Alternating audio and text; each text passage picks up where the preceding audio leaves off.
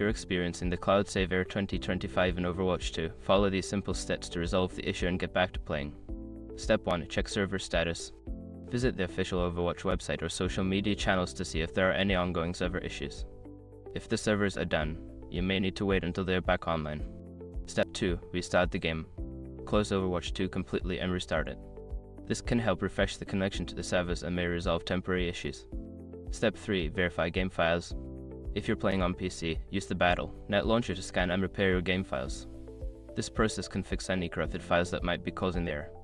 Step 4. Clear cache. For console players, clearing the cache can help. Turn off your console, unplug it for a few minutes, then plug it back in and restart. This can help reset any temporary issues. Step 5. Contact support.